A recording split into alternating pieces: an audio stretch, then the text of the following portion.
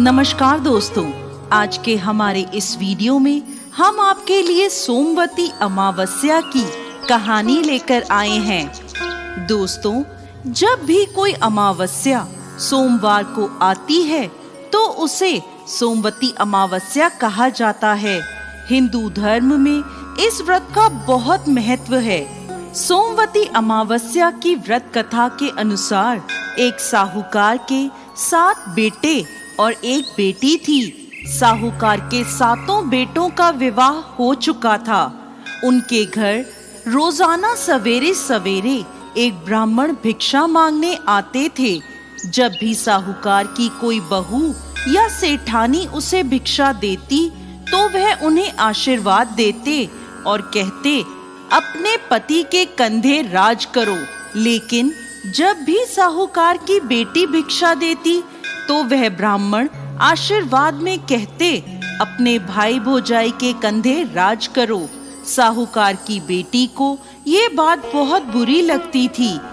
एक दिन उसने अपनी माँ से कहा, माँ, ये पंडित जी जब भी भाभियाँ या आप भिक्षा देते हो तो आशीर्वाद में कहते हैं अपने पति के कंधे राज करो, लेकिन जब भी मैं इन्हें भिक्षा देती हूँ तो ये मुझे कहते हैं अपने भाई भौजाई के कंधे राज करो।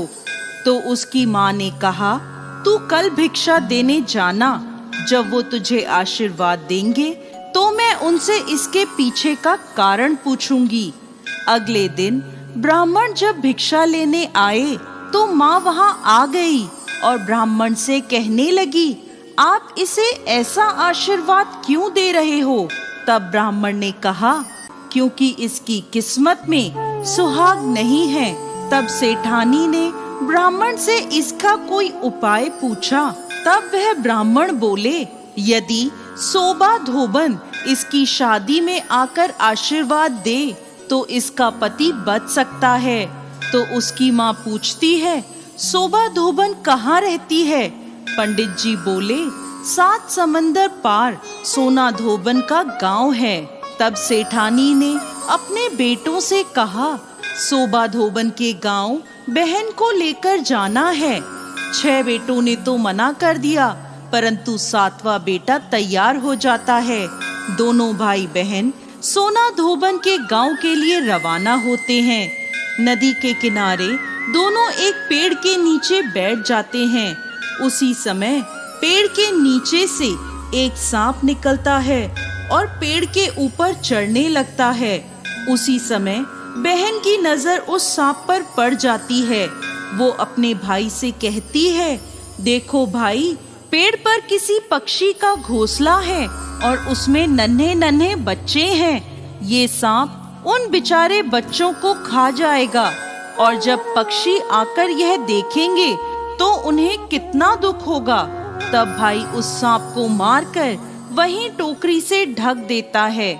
शाम को एक हंस और हंसनी का जोड़ा उस तरफ आता है तो अपने घोंसले के आसपास और पेड़ पर खून देखकर वो डर जाते हैं। उन्हें लगता है कि उन दोनों भाई बहन ने उनके बच्चों को मार दिया।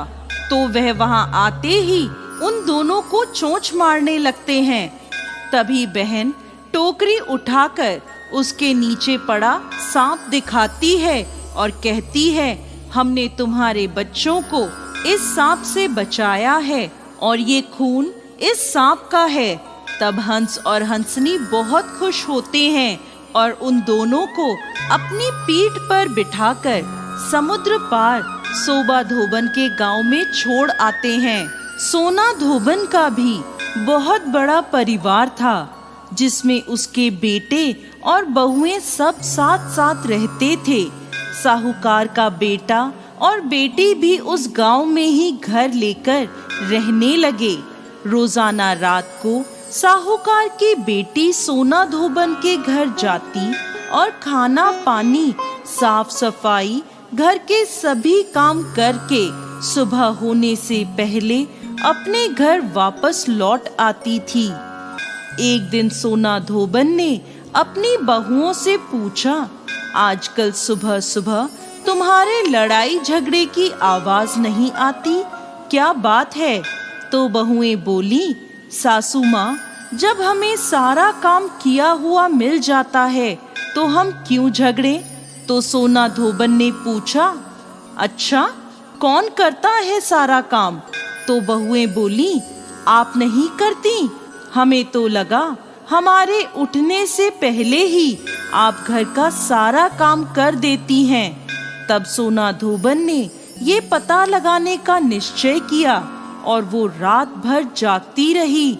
जब साहूकार की बेटी आई तो सोना धोबन ने उसका हाथ पकड़ लिया और पूछने लगी, कौन हो तुम और क्यों मेरे घर आकर सारा मेरे घर का काम करती हो? तब साहूकार की बेटी ने ब्राह्मण वाली सारी बात सोना धोबन को बता दी और कहा, यदि आप अपनी सोमवती अमावस्या का फल मुझे दे दें तो मेरा सुहाग अमर हो जाएगा। सोना धोबन ने उसकी बात मानते हुए उससे कहा, जब तुम्हारी शादी पक्की हो जाए तब मुझे न्योता भेज देना, मैं तुम्हारी शादी पर जरूर आऊंगी। इसके बाद दोनों भाई बहन अपने घर वापस आ जाते हैं और बहन के लिए लड़का ढूंढकर शादी की तारीख पक्की होती है। सोना धोबन को भी न्योता भेजा जाता है। शादी के दिन फेरों के ठीक बाद एक सांप आता है और दूल्हे को डस लेता है, जिससे दूल्हा मर जाता है। तब सोना धोबन संकल्प लेकर दूल्हे के मुंह में पानी डालती है और वो वापस जीवित हो जाता है। तभी से सोना धोबन के साथ साथ साहूकार की बेटी और बहुओं ने भी सोमवती अमावस्या का व्रत करने का संकल्प लिया। जय अमावस्या माता।